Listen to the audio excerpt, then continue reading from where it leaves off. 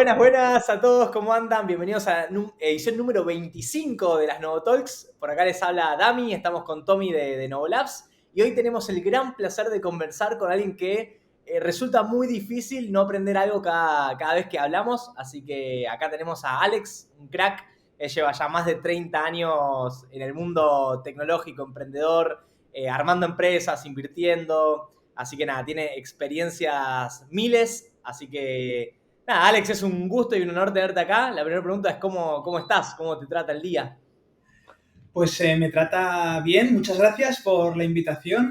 Me trata con calor, obviamente. Aquí en el otro hemisferio estamos al revés y aquí hace muchísimo calor. Estoy con 35 grados, pero Oh, tengo la playita cerca. qué lindo, qué envidia sana. Se extraña la playa. Tommy, ¿vos cómo estás? Muy bien también. Ay, no estoy con calor, estoy con frío. De hecho, no se ve por suerte en la cámara, pero tengo acá, estoy pegado a la estufa intentando sobrevivir. Así que nada, espero que nuestra charla sea lo suficientemente interesante como para no estar pensando en el frío que tengo en los tobillos, sino en disfrutar de lo que tenemos para hablar acá, que no sé ni si nos va a dar el tiempo a hacer todas las preguntas que trajimos, pero que va a salir una muy buena charla, estoy 100% seguro. Hermoso, hermoso. Bueno, Alex, para quienes no te conocen todavía, la primera pregunta es cómo te presentás cuando alguien te pregunta, che, Alex, ¿a qué te dedicas ahí en algún chiringuito de Tarragona, en la playa? ¿Qué Madre decís? mía, con lo fácil que es con mi madre decir que hago cosas con ordenadores, ¿vale? Pero bueno, depende mucho de quién me pregunte. Pero últimamente, pues mira, me cuesta explicarlo fácil porque no tengo una sola cosa, pero sí que te puedo resumir. Soy constructor de ideas, de negocios y de tecnología. Me encanta crear cosas desde cero, ayudar a que funcionen, escalar y cuando toca, obviamente, cerrar o vender. Trabajo con inteligencia artificial, con innovación, con startups, pero no desde el PowerPoint, desde adentro, metido en el barro. He fundado más de 40 proyectos, he vendido algunos y otros me han explotado en la cara, obviamente, y con unas explosiones en la cara. Y ahora, pues últimamente, pues estoy ayudando a empresas y personas e incluso a gobiernos a entender cómo humanizar y cómo utilizar la tecnología para no quedarse atrás. Y en resumen, me dedico a no aburrirme, básicamente. Qué buen oficio. Espectacular. Y para ir un poco, Alex, a los primeros momentos, ¿no? Y entender un poco cómo empezó tu historia, ¿cómo fueron esas primeras experiencias laborales que tuviste? Y de aquellas experiencias cuando era un Alex por ahí de 20, 21, 22 años, nada, ¿qué experiencias tuviste y qué lecciones de toda esa época te quedaron marcadas, digamos, para tal vez el Alex de hoy, ¿no? Pues mira, empiezo pronto. Empiezo con 14 o 15 años, que eso es muy, muy pronto, en Internet, quiero decir, porque estamos hablando en el año 92, 93 más o menos. Y no había, obviamente, no había móviles, no había nada, pero había muchas ganas y había mucha curiosidad. Había revistas, básicamente. Partí de todo. He empezado por trabajos, pues como creo que todo el mundo empieza o debería empezar, y es con trabajos duros que no quiere hacer nadie. O sea, repartidor de pizzas, limpiando cocinas o lo que sea, ¿vale? Pero sí que me tengo que quedar con una lección de aquella etapa, diría que todo el mundo tiene algo que enseñarte, incluso el que menos te lo esperas. Incluso ese jefe cabrón que creías que hacía alguna cosa muy bestia y muy denigrante para ti, pues incluso ese te puede enseñar algo, porque en esta etapa de la vida temprana laboral te puedes cruzar con jefes que no saben liderar, con clientes que te faltan al respeto, con compañeros que te ignoran, y si vas con el ego muy arriba, lo único que vas a acumular es frustración. Pero si vas con mentalidad de aprendiz, todo suma. Entonces, aprendí que los que me trataron mal, porque ahora sé cómo no tratar mal a otros, aprendí de los que me ningunearon, porque ahora sé a quién hay que dar voz, y sobre todo aprendí a leer entre líneas, a entender el juego. Y esa actitud yo creo que es la que mantengo cada día. Y eso no te lo enseña en ningún MBA. Así que agradecido con esos jefes malos, trabajos duros, trabajos precarios o frustrantes, porque si no, no estaría aquí ahora mismo. Che, Alex, ¿y en qué momento de este proceso fue que dijiste, voy a lanzar lo mío? ¿Y cuál fue ese primer paso que diste en esa dirección de emprender? No tengo un momento exacto. O sea, yo creo que fue más bien una necesidad que se fue cocinando, sin darme cuenta. O sea, era joven, tenía contactos, pero no tenía contactos, no tenía dinero, no tenía referentes emprendedores, porque eran otras épocas, pero sí que tenía una certeza. Y era que no quería pedir permiso para hacer las cosas, ni esperar a que alguien me diga, oye, sí, eso se puede hacer. Así que un día te pones a hacerlo y lo haces. Sin plan, sin pitch, sin canvas, sin mentores y solo una idea, algo de código y muchas ganas para ver si funcionaba. Así que fue poner algo online, ver qué pasaba, literal. Y nada, no esperar a tener todo listo, no validar con medio mundo, no buscar financiación, básicamente hacer. Y eso yo creo que es lo que sigo haciendo a día de hoy, básicamente, porque si esperas a tenerlo todo atado, al final no haces nada. Y si lo haces, llegas tarde. Entonces, el primer paso no fue fundar una empresa, fue dejar de pensar en la idea como una idea y empezar a ejecutarla aunque sea fea, aunque sea pobre, aunque sea incompleta y obviamente aunque sea ridícula. Así que ese primer paso sigue siendo el más importante, yo creo. ¿Y te acordás ahí cuáles fueron algunos de esos primeros proyectos con los que empezaste a jugar, digamos, a probar? ¿Alguno que en ese momento te haya salido bien, digamos, para el Alex de ese momento? O incluso que te haya salido mal también. No, a ver, en esa época era una época de Internet donde se montaban webs estúpidas, que digo yo. Webs que tenían nombres de dominios que el propio nombre de dominio te explicaba ya lo que ibas a hacer dentro. Y básicamente, pues, aunque no me gusta recordar esta página web, mucha gente rasca y recuerda esa famosa estasmuerto.com donde te decía cuándo ibas a morir, donde de forma obviamente de humor, pues te decíamos cuándo ibas a morir. Pero ese tipo de páginas son donde uno empezaba a juguetear básicamente con la tecnología, a empezar a juguetear con los usuarios, con las experiencias que tienen los usuarios en las páginas web y un poco con dinero, oye va, que esto es posible sacar dinero de una tontería así. Y ves que empieza a convertirse de una tontería a que esto se llama modelo de negocio, que esto se llama invertir lo que estás metiendo en una página web te lo retorna en modo de ganancias y que tú puedes reinvertir. Y ahí poco a poco te vas dando cuenta de que con una estúpida página web que lo haces por juguetear y por aprender, pues te vas haciendo tu propio primer máster de la vida. Eso yo creo que fueron las primeras páginas. Che, Alex, si no me falla la memoria, la primera empresa que creaste más formal terminó vendiéndose. Sí. ¿Qué aprendizaje sacás de esa etapa? Positivos y quizás qué cosas negativas te trajo que esa primera empresa haya salido tan bien.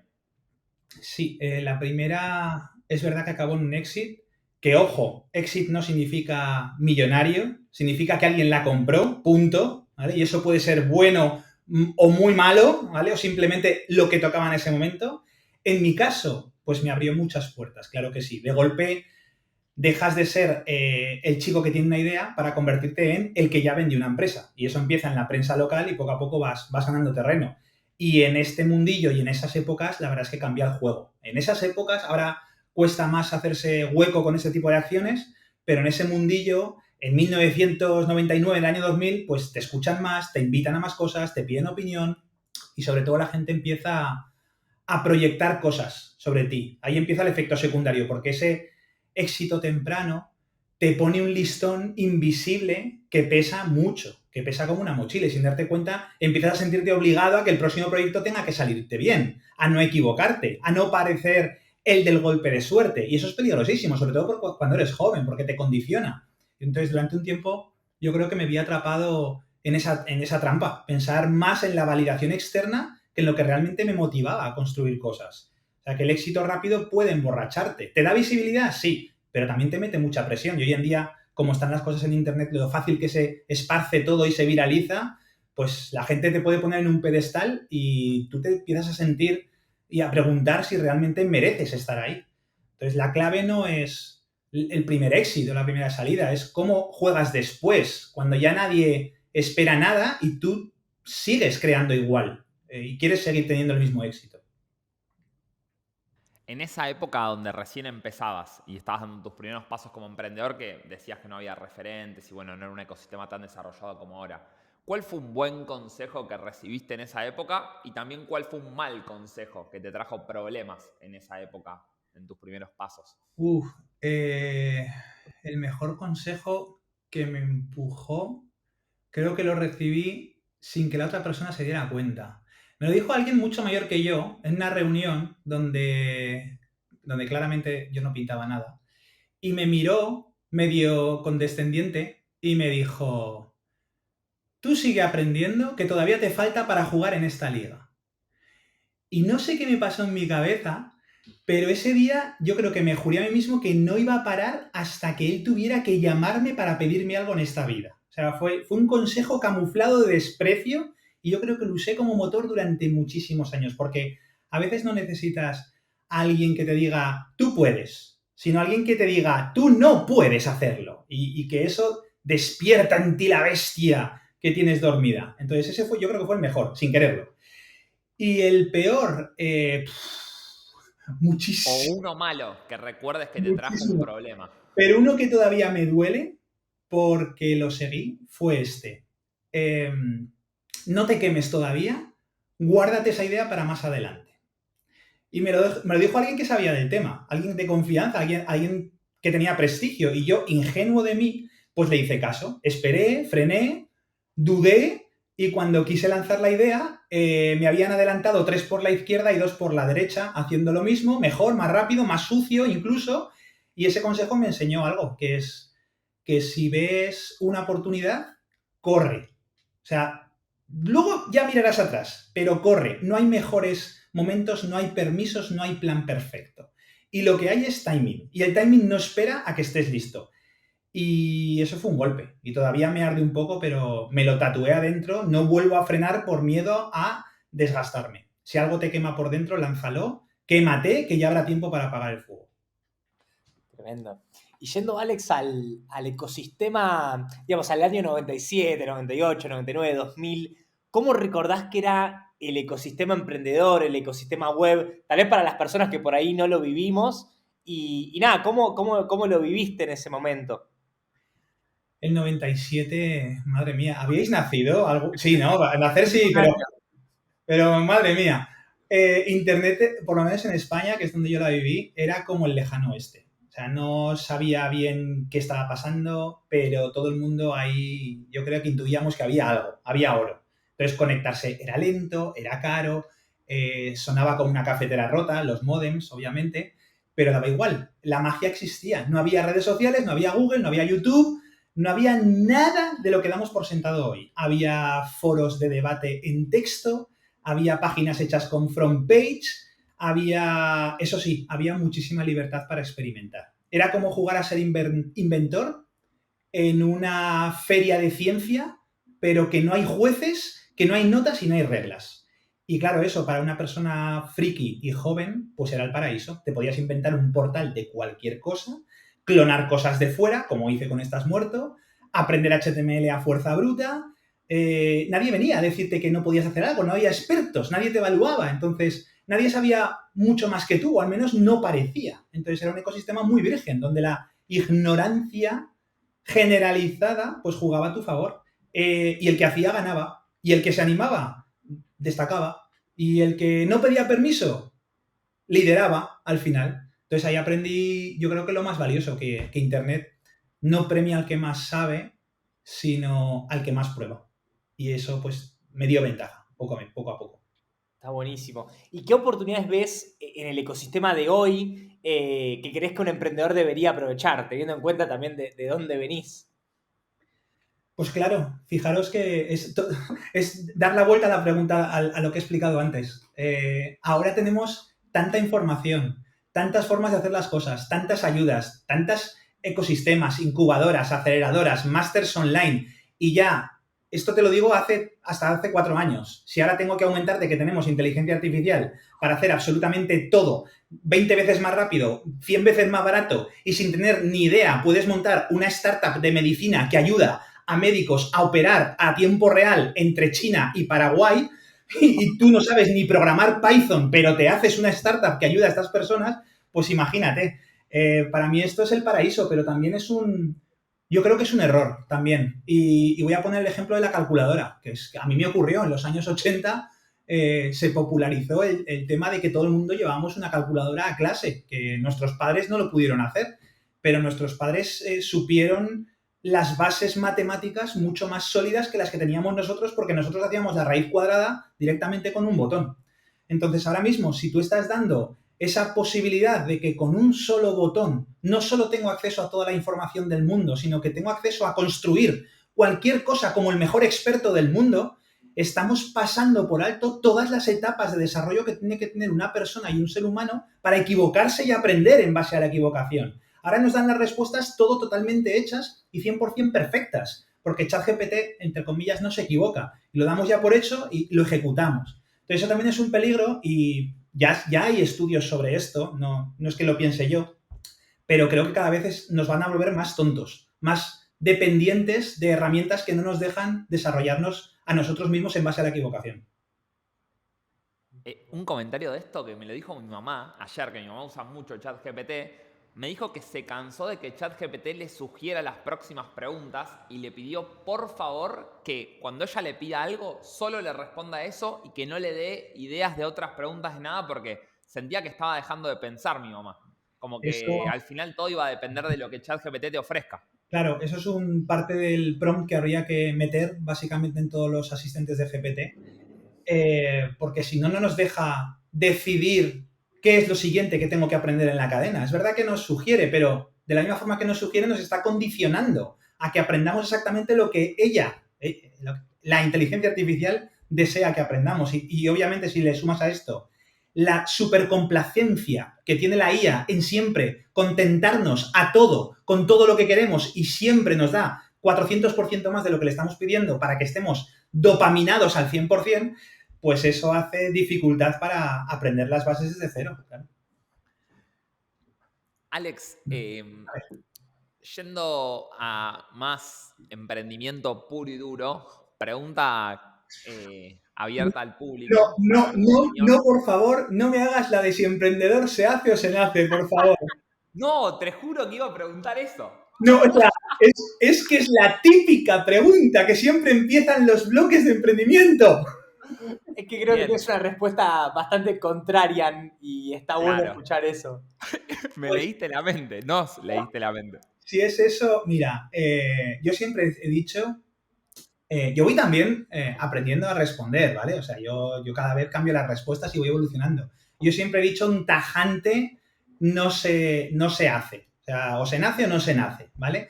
Pero lo he tuneado un poquito últimamente. No se nace, pero se decide. Es una cosa que se tiene que decidir y se entrena, pero tienes que decidirla. Entonces hay gente que nace obviamente con más tolerancia al riesgo, con más curiosidad, con más energía, claro, pero eso no te hace emprendedor. Eso te da una ventaja si lo sabes usar. Porque emprender no es una habilidad mágica, es una actitud. Y como toda actitud se trabaja, se moldea y se refuerza con el tiempo, a base de práctica, a base de caídas, a base de decisiones difíciles, de tragarte el orgullo, de no dormir bien, de aprender a pedir ayuda. Hay una mentira muy grande dando vueltas, y es que si no tienes ese chip de emprendedor, desde pequeño ya llegaste tarde. A ver, mentira.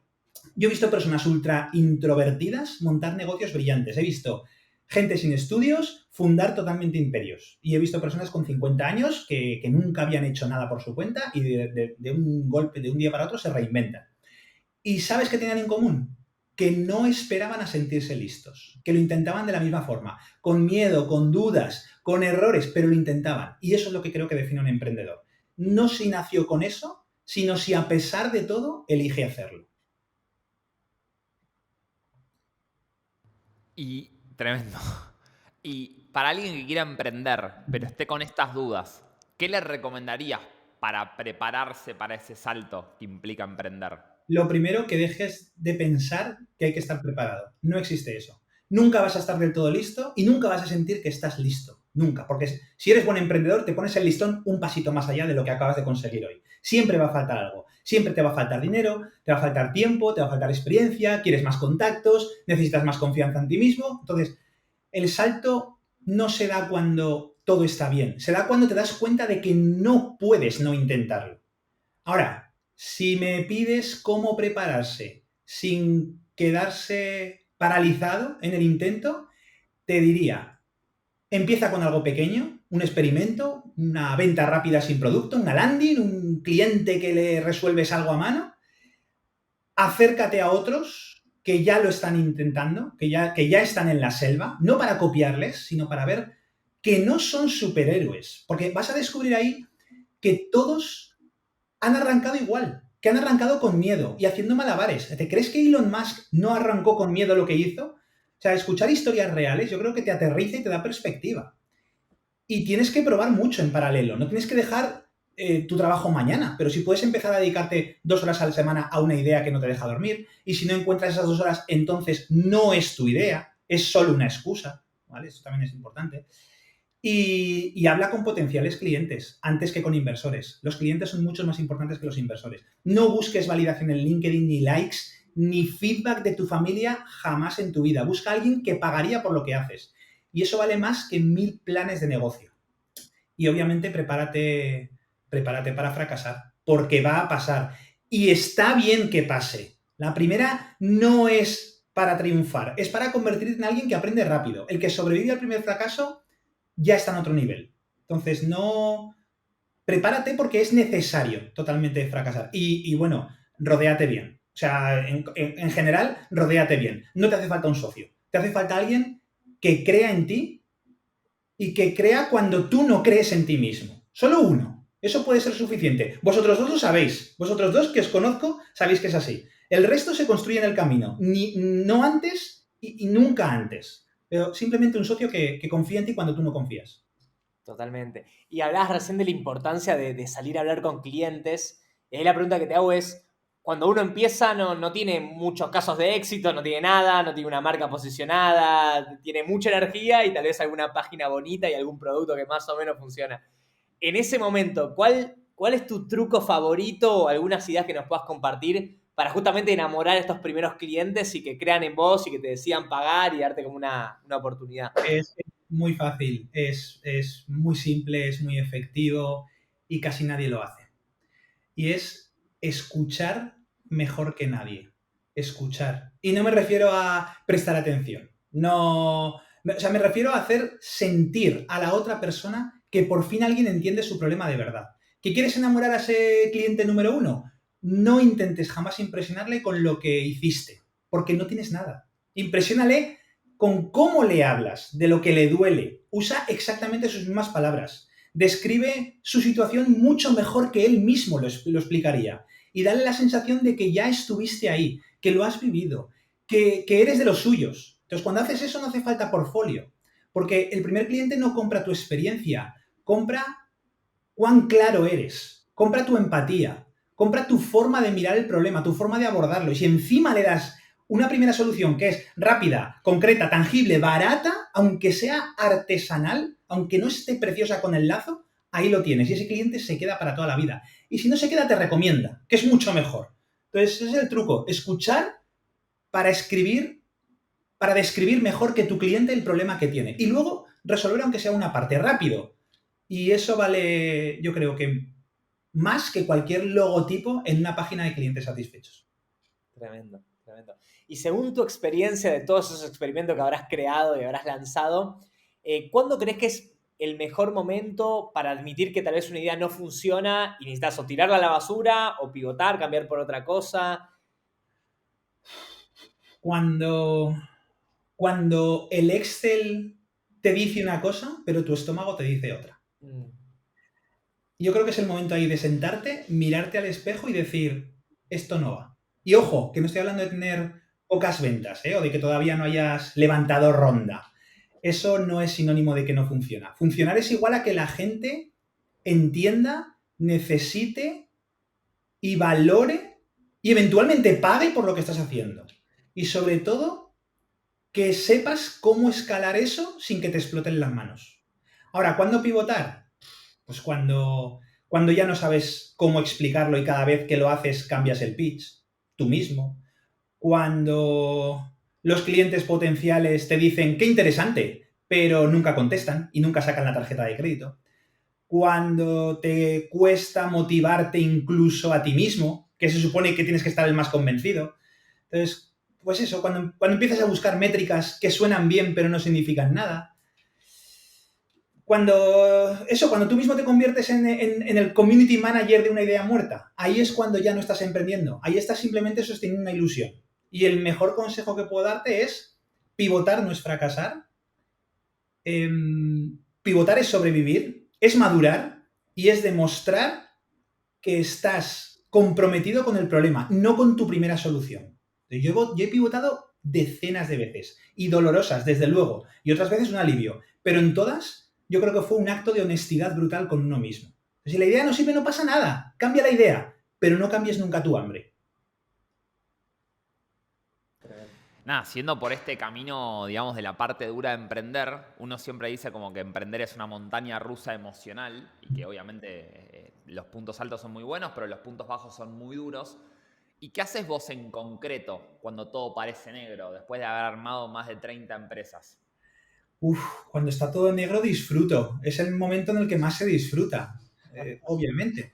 Porque cuando todo se pone negro no hay fórmulas mágicas, pero sí hay cosas que funcionan. Y lo he vivido muchas veces. La montaña rusa no perdona. O sea, un día te sientes Elon Musk, que vas a llegar a Marte antes que él, y al día siguiente, y todos lo hemos vivido, te quieres, de verdad. Yo he cogido a veces el ordenador y lo he casi tirado por la ventana, ¿vale? Entonces es cuando ese día negro, pues todo huele a fracaso, todo huele a no tiene sentido. ¿Qué hago en esos momentos? Pues me obligo a parar, cierro el portátil, me voy a caminar, me alejo del teclado. Sí, Tommy, me alejo del teclado, dejo el teclado unos segundos, te vas al gimnasio, oxígeno, perspectiva, vuelves al origen. Lees y te pones a leer lo primero que escribiste sobre el proyecto. El texto inicial, esa nota suelta, esa servilleta, ese mensaje a alguien diciendo, tío, tengo una idea. Porque eso te vuelve a conectar otra vez con el porqué inicial, el por qué arranqué algo. Y si eso me puede recordar probablemente a si sigo queriendo pelear o simplemente estoy agotado. ¿Vale? Entonces, ya llamas a alguien también, llamas a alguien que haya pasado por ahí. No para que me diga que todo va a salir bien, no te preocupes, it's gonna be alright, oh yeah, no, sino para que te recuerde que esto es parte del juego, que nadie está exento, que nadie es superhéroe, que el túnel existe, pero que también existe la salida. Y entonces, en ese momento, coges las riendas y te vuelves y te obligas a hacer una sola cosa útil, solo una. No intentas arreglar el mundo, solo algo pequeño. Responder un email, testear algo, llamar a un cliente, lo que sea, porque el movimiento pequeñito ese genera esa inercia emocional que necesitamos en esos días. Y eso es lo que te saca del agujero. Entonces, nadie somos máquinas, somos humanos jugando a construir el futuro y obviamente el futuro se tambalea. Pero si aprendes a bailar con las sombras, digamos, la próxima vez que veas la luz, te encontrarás más fuerte, más sabio y más preparado. Siguiendo con esta frase de no todo lo que brilla es oro, ¿cómo haces vos que gestionás un montón de proyectos al mismo tiempo para filtrar las oportunidades brillantes que en realidad no brillan tanto, de las que realmente importan? Esto es de las cosas más difíciles de aprender, porque cuando tienes cierto olfato emprendedor, todo parece una buena oportunidad, todo. Y eso es un problema muy grande, porque no es cuestión de elegir entre lo bueno y lo malo, es cuestión de saber decir que no a lo bueno, para proteger tu excelente, para proteger tu proyecto excelente. Entonces, con el tiempo, te armas una especie de filtro mental, no perfecto, obviamente, pero útil, que te evita meterte en líos nuevos solo porque suenan bien. Y esto es lo que creo que utilizo ese filtro cada vez que me cae algo brillante, ¿vale? O sea, te preguntas, ¿esto acelera algo que yo ya estoy construyendo o me abre una nueva carpeta en el Windows, en el sistema operativo, ¿vale? Si es lo segundo, mal vamos. Si es una subcarpeta, ese ejemplo parece muy visual, ¿vale? Si es una subcarpeta de algo que ya estás construyendo, puede ser útil. Si es una carpeta nueva, todo lo que no potencie lo actual, hay que mirarlo con lupa. Porque abrir una carpeta nueva implica foco dividido, implica que compartes energía entre carpetas y que fragmentas absolutamente toda la atención que tienen que tener tus proyectos. Y eso a largo plazo mata más ideas que el fracaso.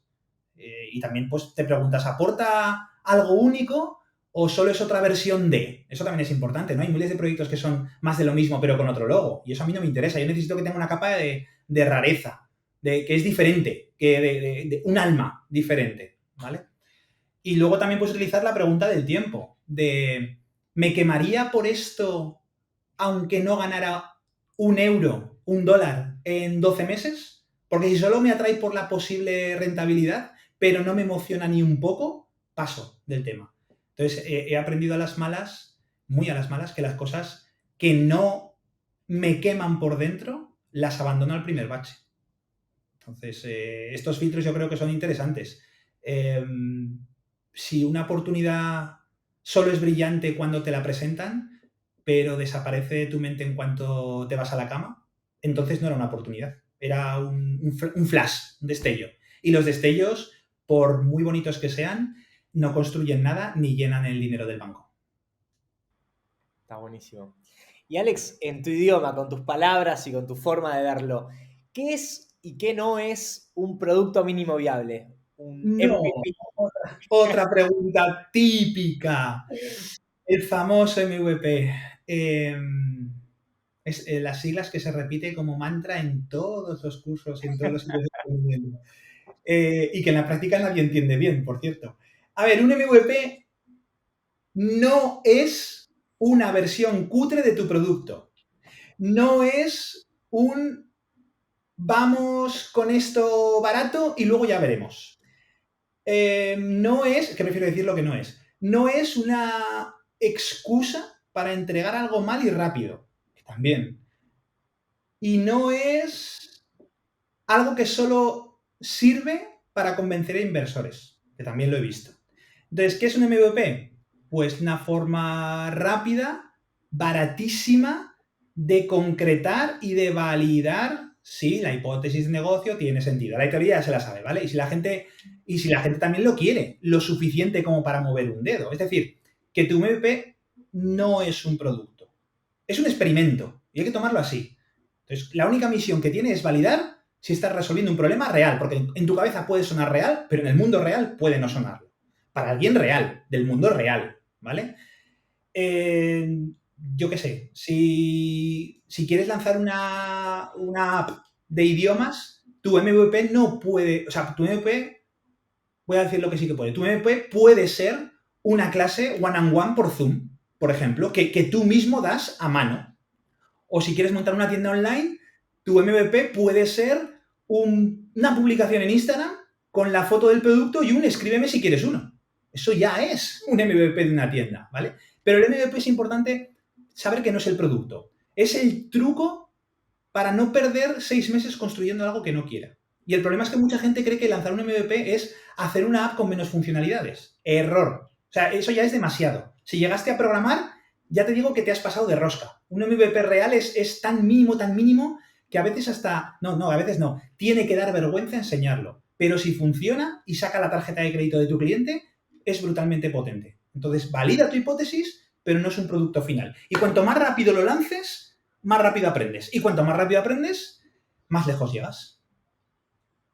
¿Podrías explicar de forma resumida, para hacer doble clic en esto, creo que es uno de los temas que a la gente más le importa, contando, no me acuerdo el nombre del proyecto que habías hecho, que habías validado una aplicación de ofertas flash en restaurantes, una cosa así? Una vez nos habías contado la historia a los alumnos de Novo de Sí. cómo hiciste para validar esa idea sin crear una aplicación de descuentos ni nada. Sí, porque, a ver, esta aplicación es muy... Para explicar primero el contexto, lo que hacía era como Groupon, como el famoso Groupon de cupones de descuento y cosas de estas, pero aplicada a la geoposición de las personas que andaban cerca del negocio en ese momento. Es decir, se basaba en una idea que todavía no está hecha, por cierto. La lanzo aquí para que el que quiera que la haga. Tengo todo documentación, se la puedo mandar a quien quiera, ¿vale? Solo pido el 50% del negocio. Y básicamente era que primero era un B2B2C, porque primero necesitabas un montón de comercios, darlos de alta para que dieran de alta las ofertas. Es decir, convencerles a los comercios de, oye, ¿tú serías capaz de poner ofertas flash temporales en el tiempo, acotadas en el tiempo, de forma que las personas que están cerca de tu negocio puedan obtener una rentabilidad brutal de un descuento. Es decir, imagínate que eres una cafetería y decir, oye, ahora mismo, de 12 a 1 de la tarde, pues porque los croissants se me están poniendo malos y ya por la tarde se van a quedar malos, pues ahora mismo un 50% de descuento a los que estén cerca. Entonces, eso por un lado.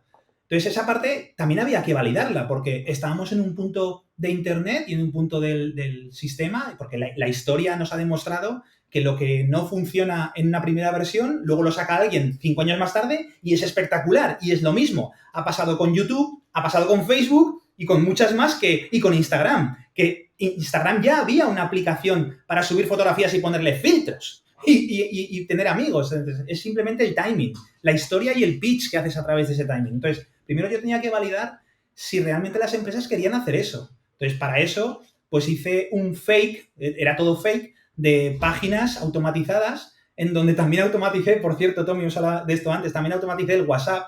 Bueno, a ver, es que lo voy a explicar rápido porque esto da para una clase entera. Pero básicamente lo que hice es coger de la guía de teléfonos de aquí, que todavía se podía porque ahora ya no existe esa opción, coger todos los teléfonos de todos los comercios de España. De esos, cogí los que empezaban por 6, que aquí en España son los móviles. Entonces, con eso tenía móviles. Y básicamente todo el mundo tenía WhatsApp. Entonces, automaticé un sistema para mandar a todos los WhatsApps de España de un comercio una página en la que decía básicamente, oye, hemos visto tu comercio y creemos que esto te puede interesar para tener nuevos clientes y tal. Y les mandaba una página web que también era fake, pero le mandabas una página web que estaba obviamente programáticamente hecha para que vieran su logotipo, la posición de su comercio, con un círculo alrededor diciendo todas las personas que pasen alrededor de este círculo van a ser nuevos clientes tuyos. Entonces, le ponías la miel en los labios al cliente, ¿no? Y diciendo, oye, si nos das ahora mismo en esta página, en esta landing, que ya está construida para ti, que no tenía aspecto de landing, sino tenía aspecto es mi ficha de comercio que un comercial ha gastado unas horas en hacer por mí. Claro, eso da siempre el neuromarketing de tengo que devolver un poquito lo que me han hecho a mí, porque esta persona me ha dado de alta gratuitamente en este directorio comercial con mi página web, mi ficha, mi logotipo, madre mía. Entonces se le pedía pon aquí 3 ofertas que te gustaría aplicar ahora mismo al sistema. Entonces es una forma de validar rápidamente si los comercios querían o no querían hacer eso, ¿vale? La parte de cliente fue algo similar. También convencimos, por un lado, a los clientes con también unas páginas fake y con un sistema de cupones que eran falsos, ¿vale? Pero dábamos tarjetas cupón gratuitas por la calle, patinando con patines por la calle. Eso ahora lo explico porque es muy importante. Entonces, la cuestión era siempre generar a la persona a la que le estabas vendiendo una expectativa y una percepción de que habías currado, de que te habías trabajado un sistema para unir a los dos mundos. El tema de los patines es muy importante porque cuando estás por la calle y preguntas algo a las personas, todo el mundo te dice lo mismo. No, tengo prisa, tengo que caminar. Entonces no pasa nada, yo te acompaño patinando a donde tengas que ir. Entonces esa tontería de los patines ayudó muchísimo a tener muchas encuestas, muchas respuestas de clientes y muchos preclientes a ese sistema.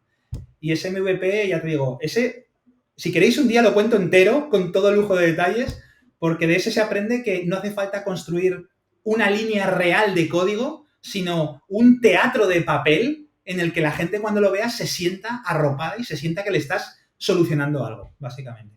¿Y cómo terminó ese caso, digamos? O sea, ¿lograron validar la hipótesis? ¿La gente no se unía, no pedía, digamos, La gente se unió.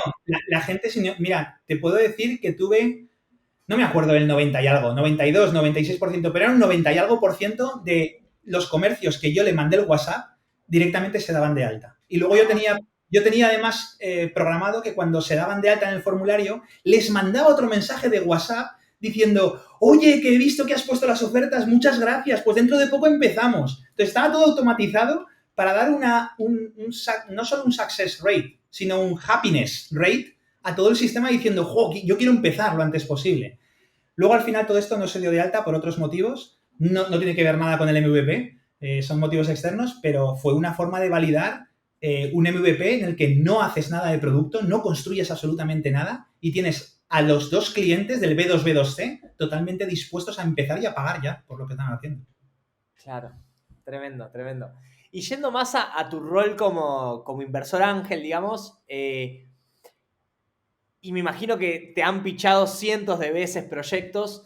¿qué señales son las que tal vez en los primeros 5 minutos vos ves que te hacen decir, che, quiero saber más de esta persona, de este proyecto, me interesa? Los 5 primeros minutos yo ya sé si me quiero quedar o no. Y no tiene que ver nada si el pitch es perfecto o si el diseño de la presentación es precioso. Tiene que ver algo con algo más, yo creo que de estómago, más visceral. Y te lo explico con señales que me dan, en vez de que red flags, me dan white flags, ¿vale? De, oye, aquí hay algo.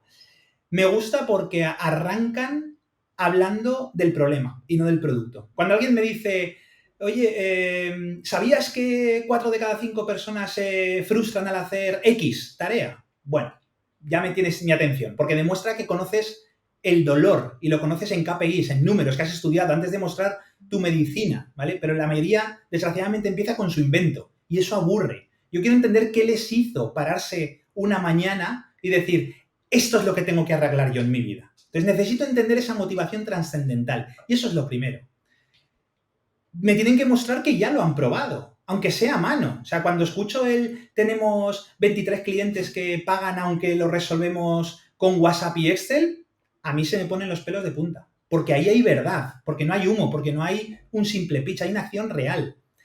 Porque otra white flag, hablan como usuarios, no como vendedores. O sea, se nota cuando alguien está realmente obsesionado con el problema porque usa palabras concretas, usa ejemplos que son reales, que han vivido ellos, que no te están vendiendo, o sea, que te están contando sus propias guerras y no esconden lo que no saben. O sea, cuando alguien dice, todavía no sabemos cómo vamos a escalar esto, pero sí sabemos que hay alguien que paga por resolverlo, también merece la atención, porque la honestidad bien contada es venta, es magnetismo puro. Entonces, cuando pasan estas cosas me tienen. Y más, o sea, no hace falta ser carismático, no hace falta ser bueno hablando y tener una dicción y un pitch perfecto. Lo único que hace falta es que se note que estás construyendo algo porque no puedes no hacerlo, ¿vale? Porque está tu vida en ello. Y eso es lo que quiero ver. Y eso es lo que me dan ganas de abrir la agenda y decir, oye, segunda reunión. Hermoso.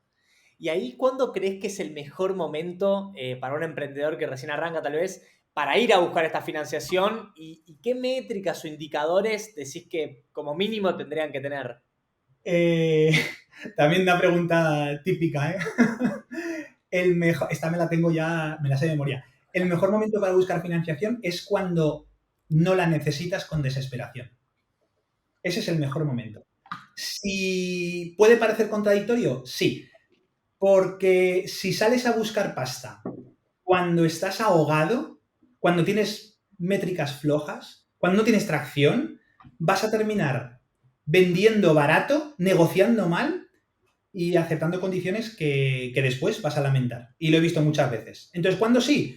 Cuando tienes algo que ya se mueve por sí solo, cuando el modelo da señales de que podría escalar, pero no sin gasolina.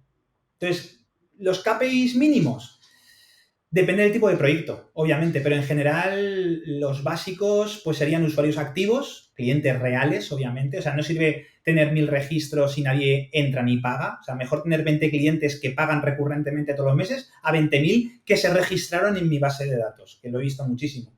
Tienes que tener un crecimiento muy medible y muy constante, que puede ser lento, pero tiene que ser consistente. Entonces, prefiero más he crecido un 10% en los últimos 6 meses que no he tenido un pico de crecimiento de 30% y luego no he hecho nada, ¿vale? Claro. Y obviamente ya que traes clientes los retienes. Es decir, que vuelvan, que repitan, que eso demuestra que estás resolviendo algo que ellos mismos no es un golpe de suerte o un momentum de como el famoso meme del de Futurama, toma mis dólares y dame ese producto, ¿no?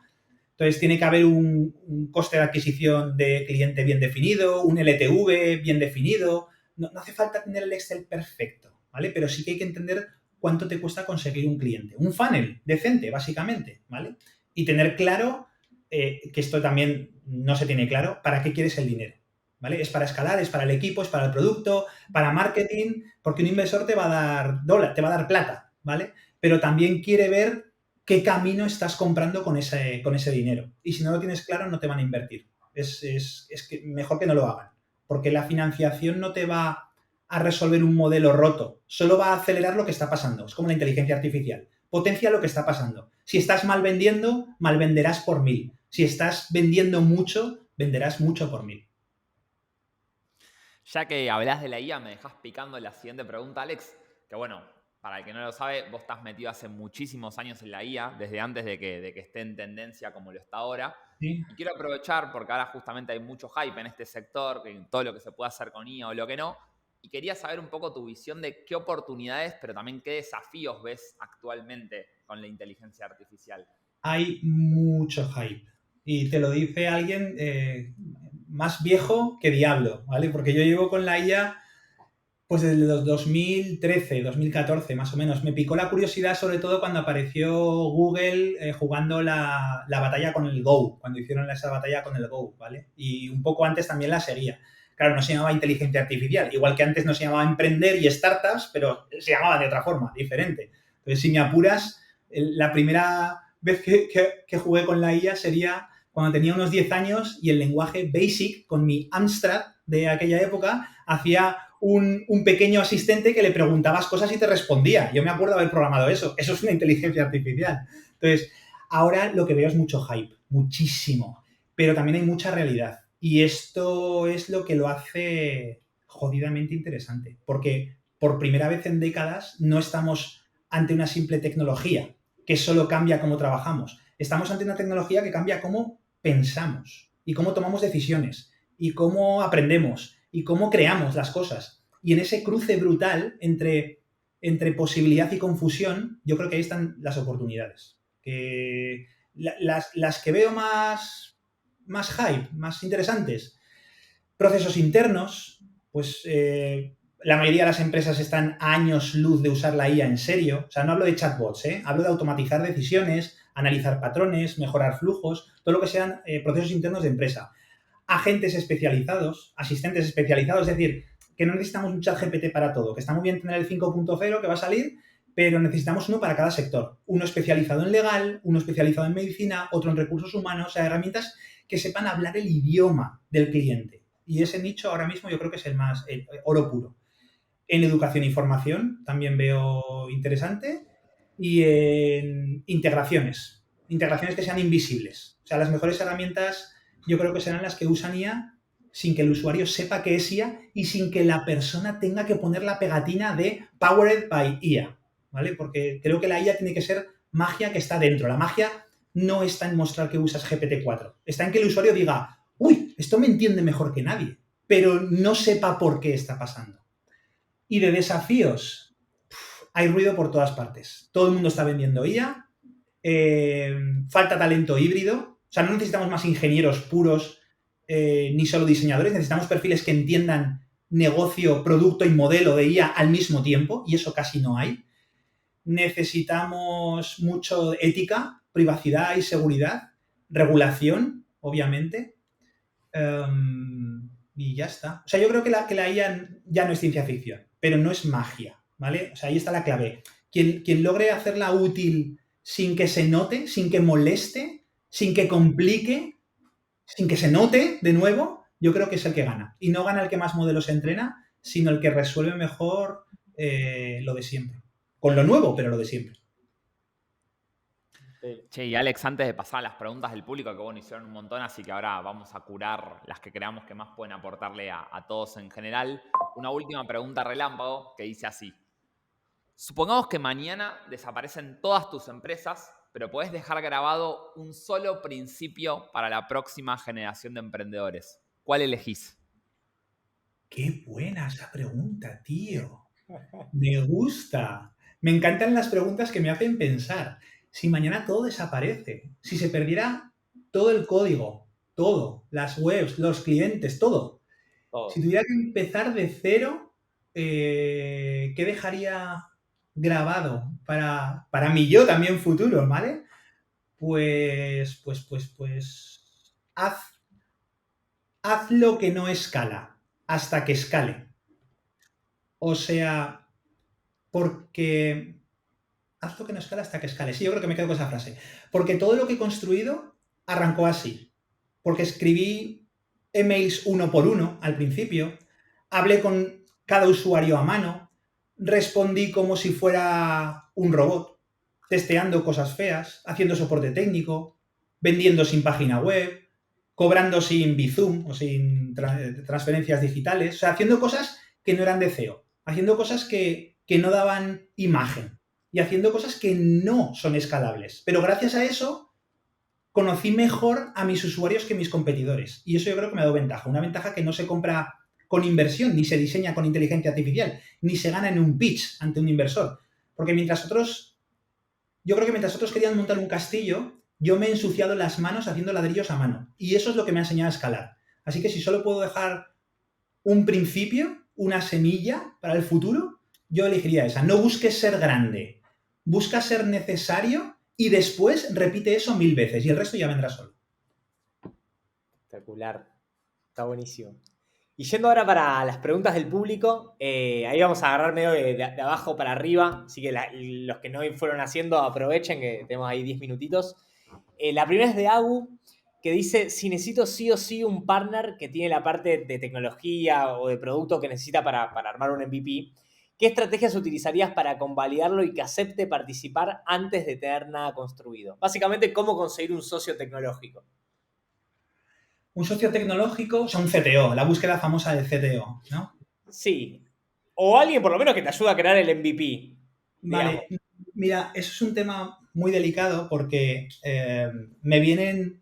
Yo cuando hago asesorías a startups y a emprendedores es curioso porque al final termina siendo un psicólogo, termina siendo el hombro donde quieren llorar y te das cuenta de que el problema no es el producto, no es el go-to-market, no es el pricing, no es el modelo B2B, es que los socios no se llevan correctamente. Pues al final es eso, es un problema de personas.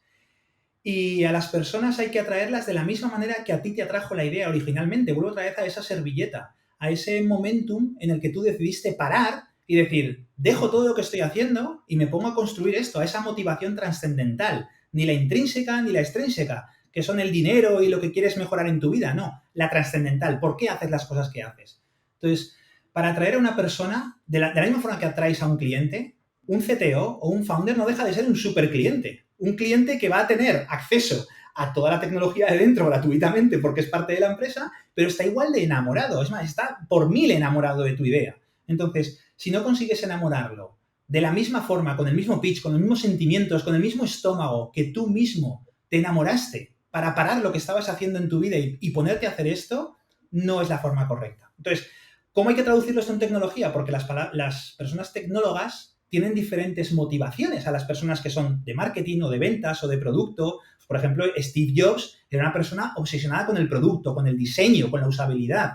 Entonces, a esa persona no se le puede atraer de la misma forma que se atrayó a Steve Wozniak, que le interesaban otras cosas. Si leéis la historia de estas dos personas, que es altamente conocida, a uno le interesaba más poner, para que me entendáis, la mejor sans serif en los sistemas digitales y a otro le interesaba poder hacer placas de silicio de última generación y meterlas en una caja así de pequeña.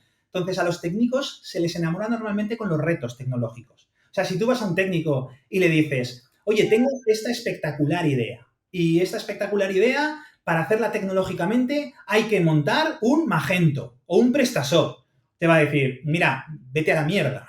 O sea, te lo instalas tú mismo, te vas a Shopify. Ahora bien, le dices, mira, necesito montar un e-commerce en el que necesito montar un sistema multiseo, multiidioma, multi-country, que haga balanceo de carga porque va a tener 5 millones de productos y eso va a necesitar unas cachés, he leído en ChatGPT o algo así, y niveles de cacheado y tal. Si le empiezas a meter el gusanillo de algo que no ha hecho y con lo que puede experimentar con una tecnología nueva que no conoce, ahí es donde le tienes. Obviamente, también añadido a que le enamore, obviamente, lo que estás haciendo, porque tampoco puedes pretender que una persona tecnológica se agarre a tu idea porque tecnológicamente le va a suponer un reto, pero no cree una mierda en tu sistema. Ahí vuelvo otra vez Hay un libro muy chulo que es de 0 a 1 que explica la historia de PayPal y es que todos los fundadores de PayPal utilizaban PayPal porque creían en la herramienta y la necesitaban. Entonces, tienes que hacer que esa persona esté enamorada tanto del pitch de la idea y proponerle siempre un reto tecnológico brutal, transformar ese storytelling que tienes, esa idea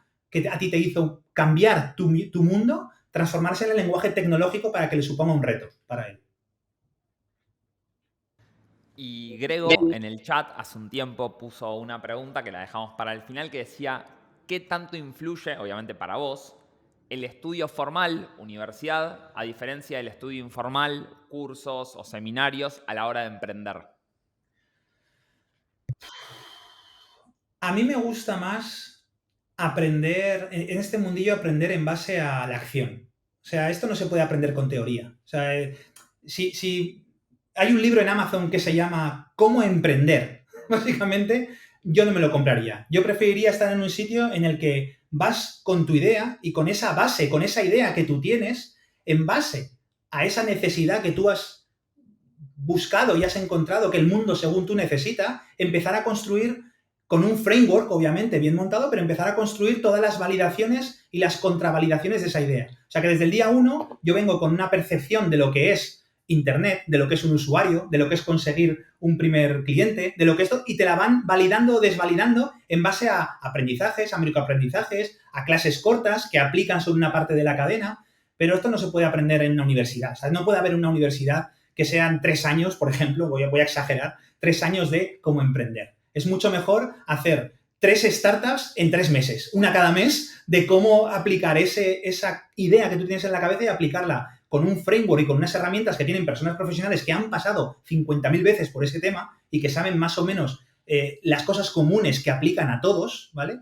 Y aplicarla a esa idea tuya para ver cómo va jugueteando esa idea, cómo se va tuneando, cómo va pivotando, cómo se va destrozando una idea, cómo se te surge un spin-off o cómo te surge incluso un socio tecnológico porque está como compañero tuyo y lo estás viviendo porque estás haciendo el trabajo práctico con esa persona.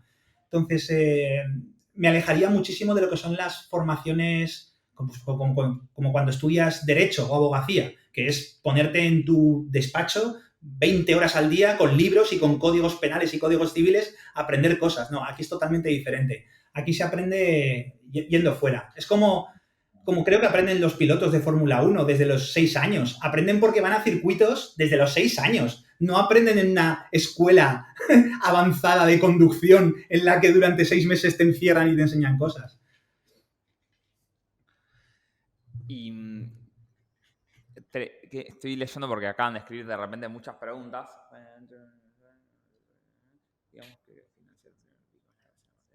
Elige la pregunta porno, siempre.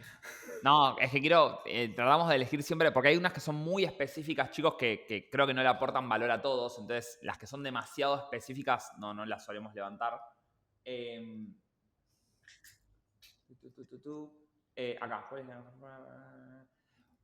Acá, una pregunta de Ignacio. ¿Cuál es la mejor forma para vos de acelerar la validación inicial de ideas de forma rápida, ya que entrevistar uno a uno a personas lleva tiempo, buscar entrevistar a muchas posibles compradores, buscar entrevistar a muchas personas compradores posibles de varias ideas a la vez?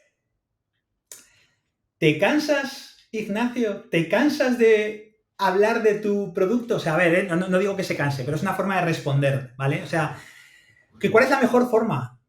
Hablando con personas, pero no con 10, con 200, ¿vale? Es más, con 300 sí puede ser, no es broma. Si tú mismo crees que o te cansas, por eso he dicho que te cansas, Ignacio, no digo que te canses específicamente, ¿vale? Pero es una forma de decir, si me estás diciendo eso es porque o no lo ves útil, o lo ves lento, o te aburre, o te cansa explicar todo el rato lo mismo. Todo eso son señas de que tú no estás respirando realmente lo que tienes que respirar para esa idea, que no crees a pies juntillas y que no crees ciegamente que eso es lo que tiene que ser.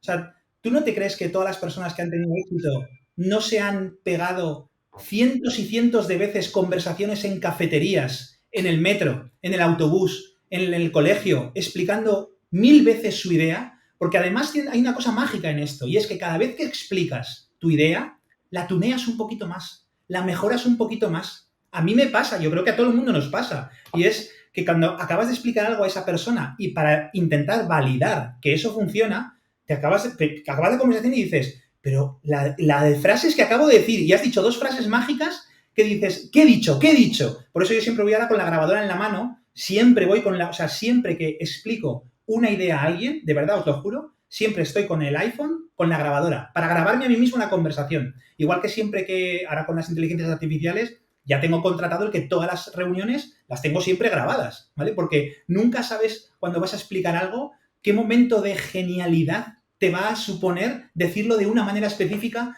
porque esa persona, en el momento de decir la palabra X, te miró a los ojos de una forma específica, que tu cerebro recogió de una forma específica e hizo explicarle de una forma específica, genial para todos, lo que tú querías decir que no lo habías hecho antes. Entonces, no te canses de eso. Es un ejercicio que además es placentero, es constructivo para tu propia idea y nunca te puede llegar a cansar. Por tanto, respondiendo a tu pregunta directa, ¿cuál es la mejor forma de tal? Esa, la que te han dicho que hay que hacer y la que tienes que hacer, pero no por 10, sino por 200. Y tienes que disfrutar del proceso. Si no disfrutas, míratelo, no pasa nada. Igual no es tu idea, igual no es con la que quieres morir, básicamente. Está buenísimo. Para ir cerrando las preguntas del público, ahí Lu hace una muy interesante, que es cómo dar con clientes desconocidos para empezar a recibir los primeros feedbacks si los clientes fueran, por ejemplo, comercios. Si tus clientes son comercios, eres B2B, o sea, si tus clientes son comercios. Exacto. ¿Cómo llegar a desconocidos? Pero ¿cómo llegar a desconocidos? Yendo a ese sitio. O sea, yo he tenido 3 negocios en mi vida que son de ese tipo y he cogido mi mochila con mi botella de agua y me he recorrido la ciudad, pero uno a uno, desde luego, porque no esperes nunca. O sea, la forma en la que hice justo el MVP que os he dicho era una forma masiva, digital de hacerlo. Pero la forma real también que tuvo eso, que no he contado, es que también cogí mi mochila y me fui a visitar comercios y a hablar de ellos. Porque respiras básicamente lo que está pasando con un cliente cuando hablas con él y ves su tono de voz y la forma en la que te atiende y la forma en la que tú estás diciendo esos pitch que tú tienes que mejorar para la siguiente vez. Entonces, no son desconocidos, que tienes que conocerlos. Es que a tus clientes, a tus 10 primeros clientes, los tienes que conocer como si fueras su madre. A los 100 primeros clientes como si fueras su hermano. Y a los 1000 primeros clientes como si fueras su amigo. A partir del 1000 ya te dejo no conocer a las personas. Ya pueden llegar a ser simples datos demográficos, estadísticos en tu Excel. Pero hasta los 1000 primeros tienes que conocerlos, tienes que haber hablado con ellos. O sea, es un sacrilegio que tú tengas tu cliente número 7 y que no quieras pedirle una videoconferencia para hablar con él, darle las gracias y decirle, por favor, ayúdame a construir esto, siéntete parte de esto y dime cómo podemos mejorar esto para que tú sigas siendo cliente y tienes que conocer, quieres tener que conocerlo. Entonces, eso de tener clientes desconocidos no me explota la cabeza, no me cuadra, es inviable los dos términos. Che, y una más que no es del público, pero que también es una pregunta que por lo menos a mí me hacen mucho en las entrevistas de Novolabs y cuando doy algunas charlas y clases, que creo que son, siendo más de 80 personas en vivo, seguramente alguien lo tiene en la cabeza. ¿Qué consejo le puedes dar a una persona que quiere emprender o quizás ya está emprendiendo, pero quizás es el único de su círculo, de su grupo de amigos, de su grupo de colegas, de su grupo de conocidos y se siente como un poco como solo y a la deriva en el camino? Yo es que ahí te citaría lo que me pasó, que he explicado al principio, lo que me pasó con alguien. Y es que cuando te dicen que no puedes hacer algo, es cuando te tienes que empoderar absolutamente de que no puedo, como se dice aquí en España, sujétame el cubata, ¿vale? Como diciendo, espérate que me remango, que me pongo a hacer las cosas yo. Entonces,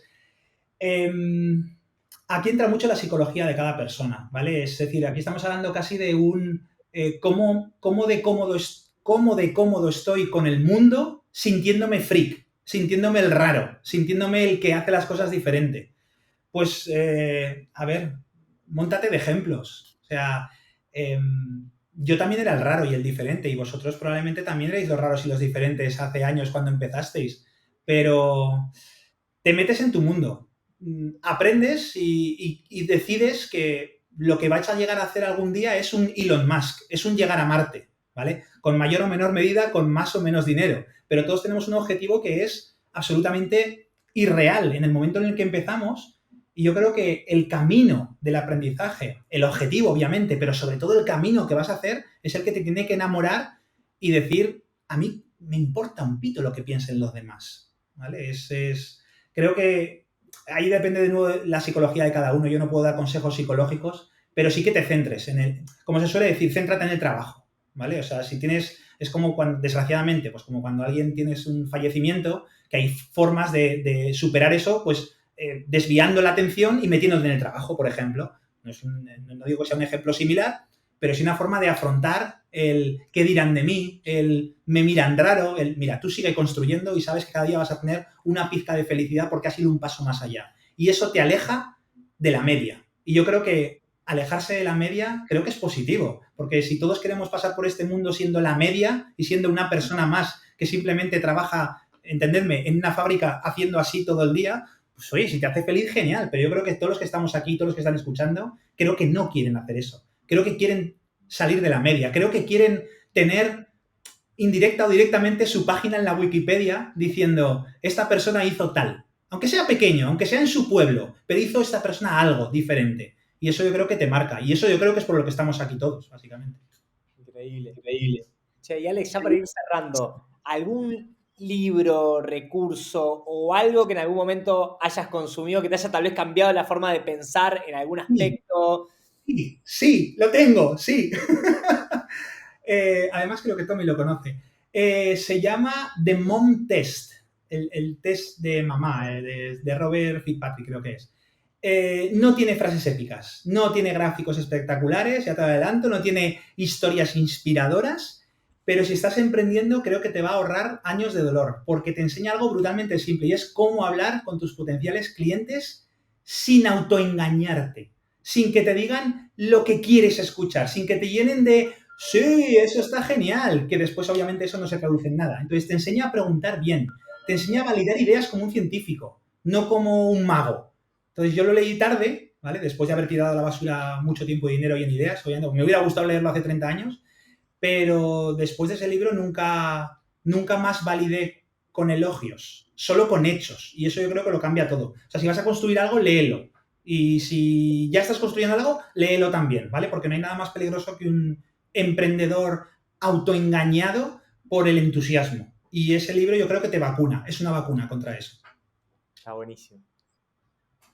Te hago llegar todo no sé si lees el chat o no, pero No. está todo el mundo diciendo gracias, una locura la charla, 1000 veces valiosa, súper claro, bla, bla, o sea, nada, por Bien. suerte no, digo, todo el mundo está valorando mucho lo que hiciste y sobre todo tu forma de decir las cosas, que creo que es algo que también con Dami valoramos mucho. Y ya para cerrar, ahora que conoces el espacio, que ya sabes un poco cómo es la dinámica y demás, a ver si me lees la mente o no con lo que te voy a preguntar. Ya lo sé. Que ¿a quién me aconsejo para que traiga aquí? Seguro. O sea, es que, no, pero me acabas de decir, ahora que conocéis el espacio, o sea, era obvio. Me has dado la pista, no soy tan inteligente, me la has dado. ¿A quién engaño para venir aquí y a quién paso la patata caliente, ¿no? Que se suele decir. Carlos Ortiz, por ejemplo. Carlos Ortiz. Creo que sí. Yo es que sé cómo es el icono en LinkedIn con barbita negra y tal. ¿No? Hizo los pokés de comida. Sí, creo que sí.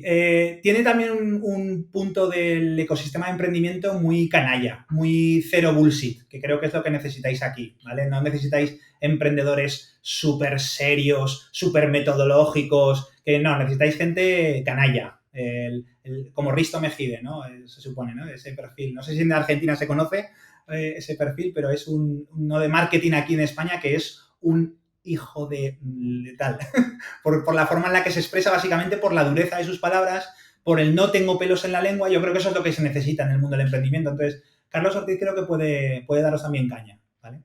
Espectacular. Ahí estaremos. Bueno, Alex, nada, agradecerte al infinito por tu tiempo, por tu espacio, por compartir toda la sabiduría como siempre, y bueno, a todos los que estuvieron acá en el vivo y a que los vean por diferido, también agradecerles ahí por darnos su ratito. Y bueno, nos vemos la próxima. Gracias, Alex, y gracias, Tommy. Estará todo grabado en YouTube para el que la quiera ver y rever, que había gente diciendo es mucha data para digerir. Dentro de unos días, en el canal de YouTube de Novolabs, Startup School, va a estar colgado el episodio número 25 con Alex. Gracias a todos. Muchas gracias, chicos. Gracias, Alex. Abrazo grande.